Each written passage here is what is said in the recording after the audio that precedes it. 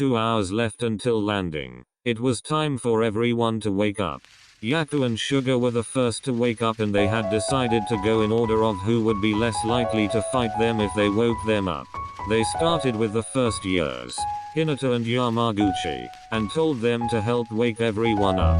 Once Nishinoya was awake, their job was pretty much done, as he just yelled, "Everyone wake the fuck up, we're almost there." A bunch of boys jolted awake almost immediately, but others were slow to rise. Once they were all fully awake, they needed to hurry and change before landing. They took turns going into the cramped bathrooms to change while the others stayed and cleaned up their mess.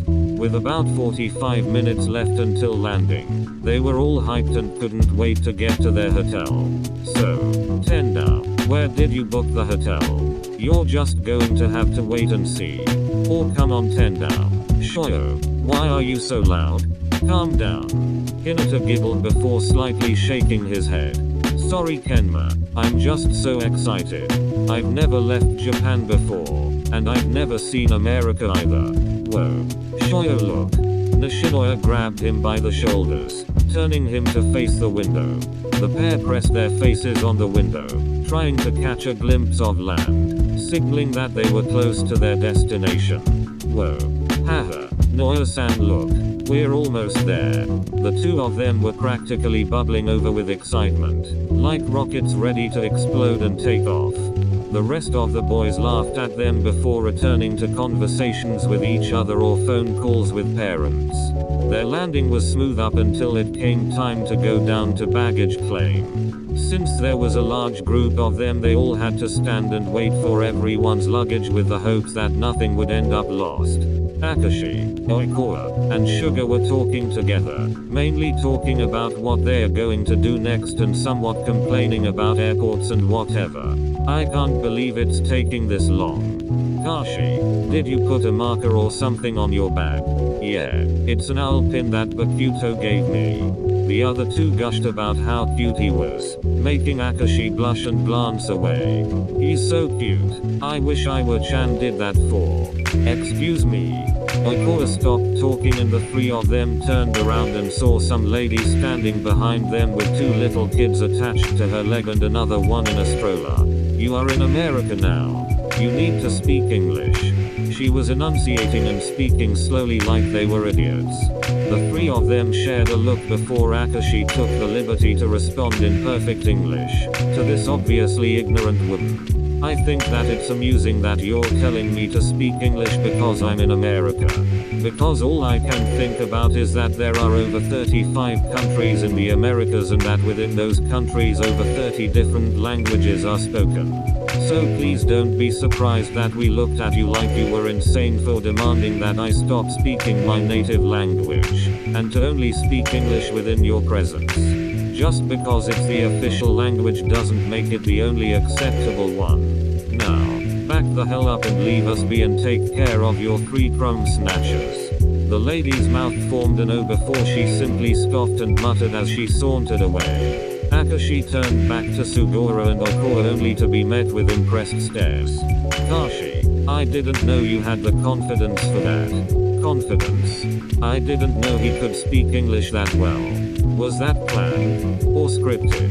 Akashi laughed and raised his hand to scratch the back of his neck before answering their bombarding questions.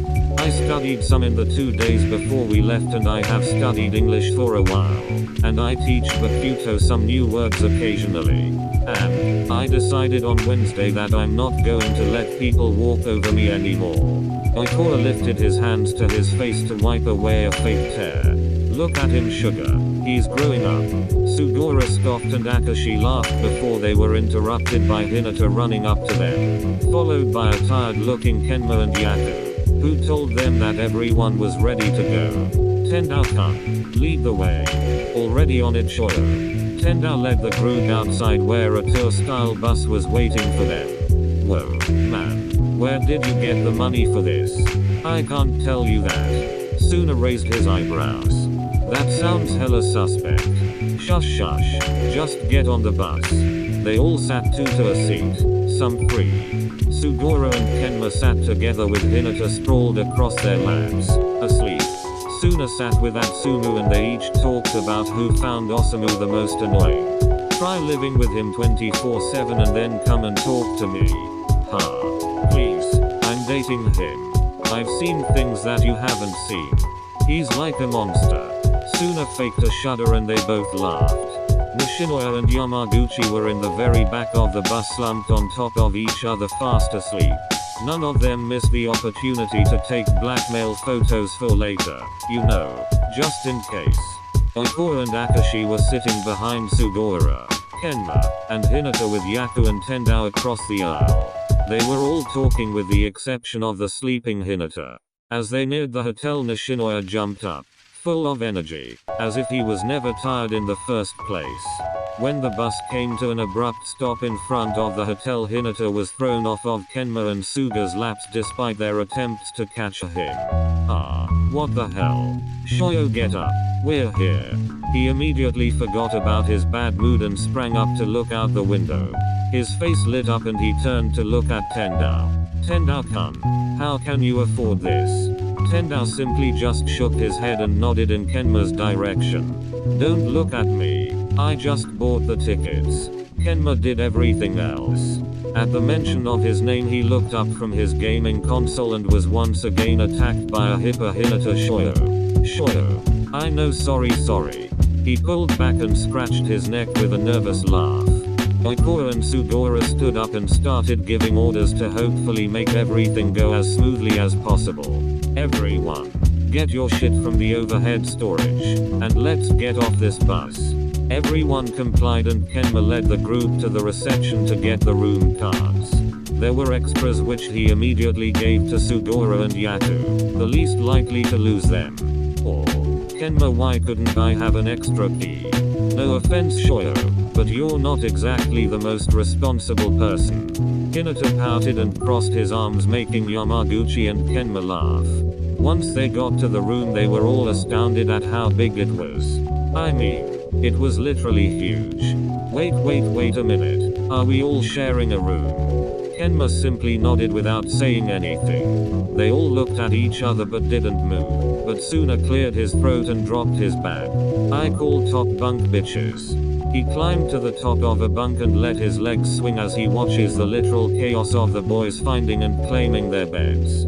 I swear this man thrives on chaos. Respectfully.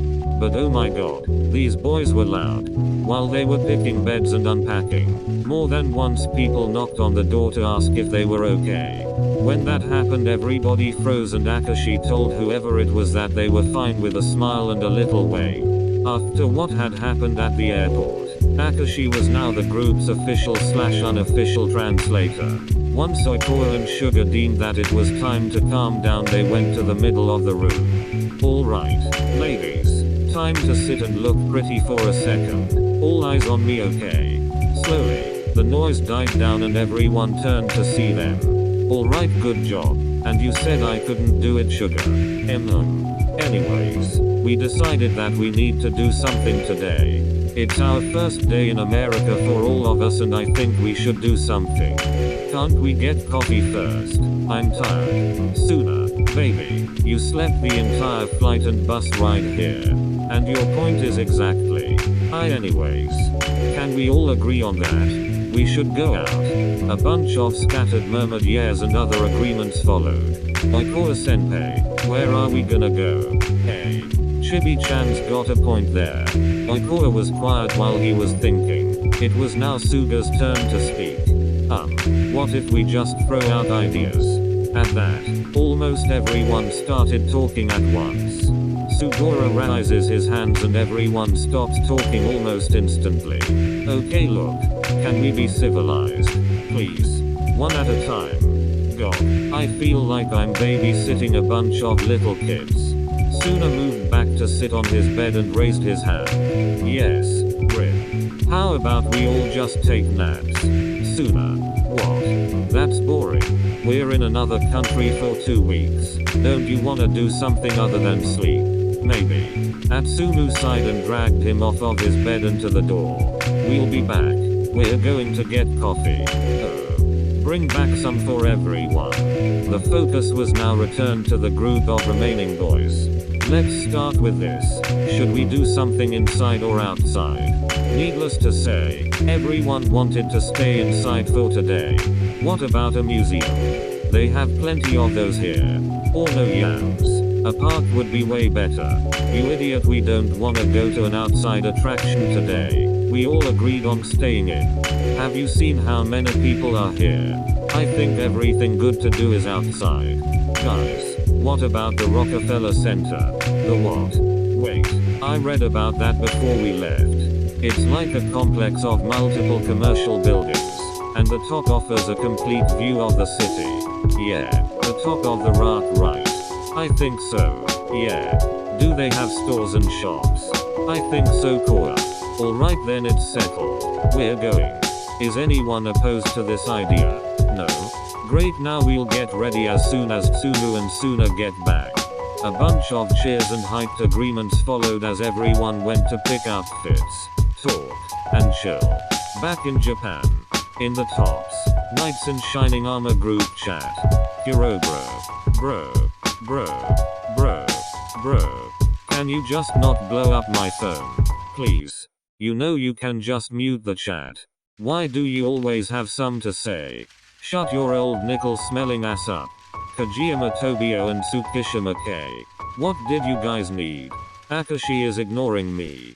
Aren't you ignoring him though? Oh yeah. Actually, how is that going for the rest of you?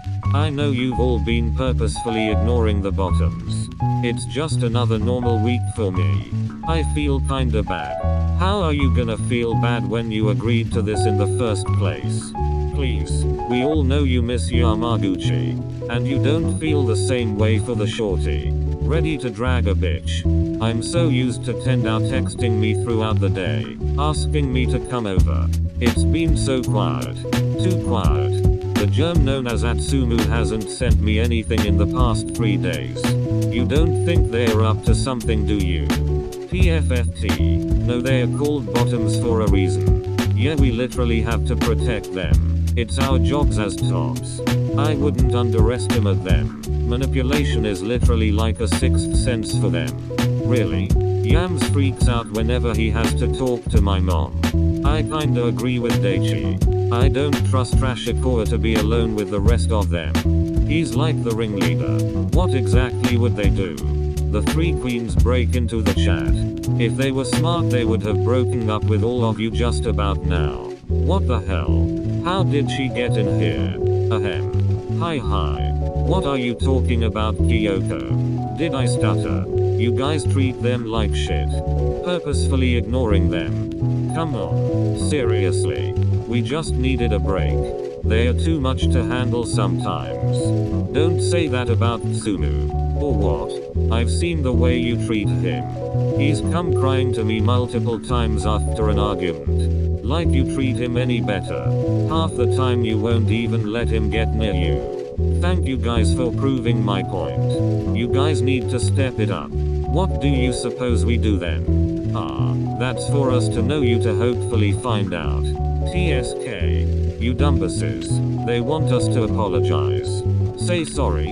If any of you apologize, you are no longer a top. But Akashi. No. It's the toxic masculinity for me. The agreement. Alisa kiss mark. Kyoko crown. And Yachi kissing face with closed eyes. Sparkles. Smiling face with hearts.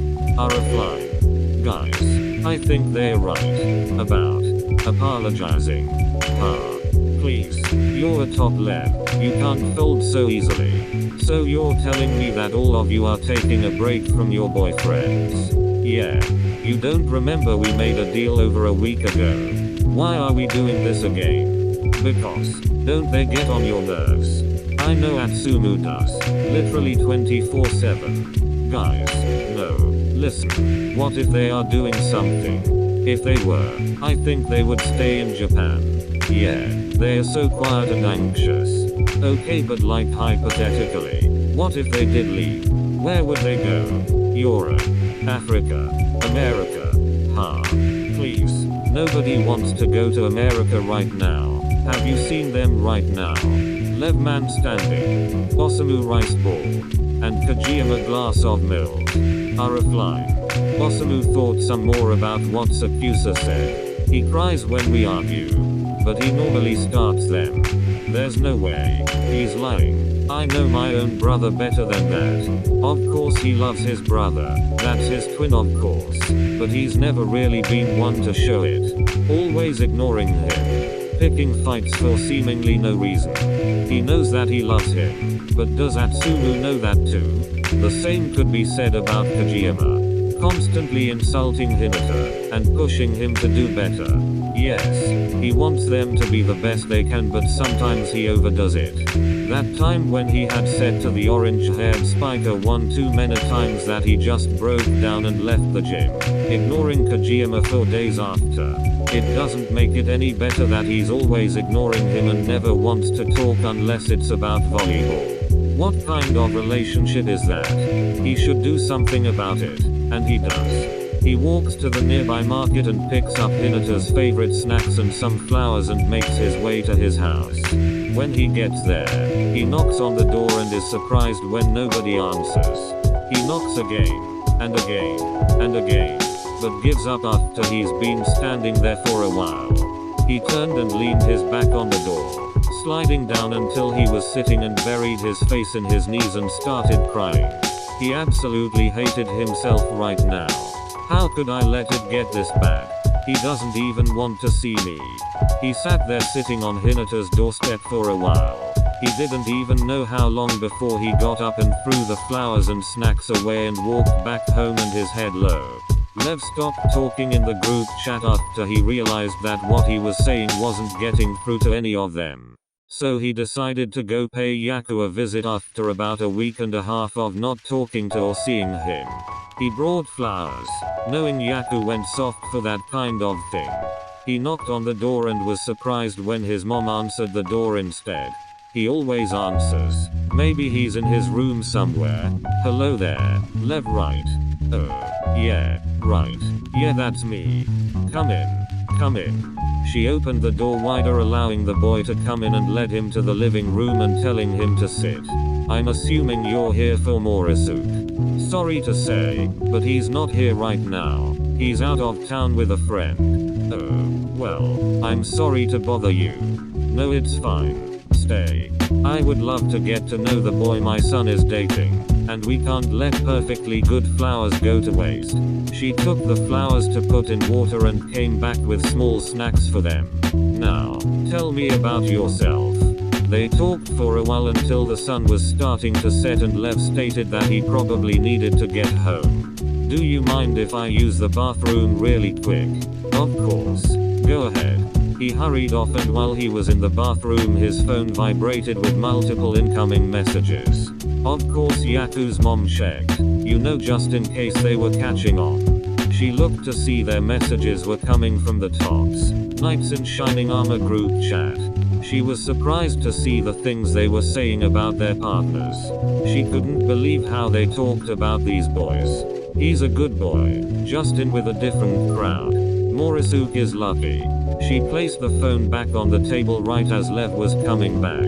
He said goodbye and she watched him walk down the road back home. She closed the door and chuckled at how dense those boys were. They're never going to catch on at this rate. They might need a little help if they ever want to find those boys. At least she could rest easy knowing that their plan was most likely going to work. For how long? That could be anybody's guess. However, it was safe to say that they wouldn't be home for a long time. These boys were so sad. How dense can they be? You let your own boyfriend sneak away right under your noses and you still didn't notice. Anyways, on the next episode we'll see what kind of chaos the bottoms are getting into. What's that? Do I hear the sound of money flying? Maybe, maybe not. As for what that means, I'll leave it up to your imagination.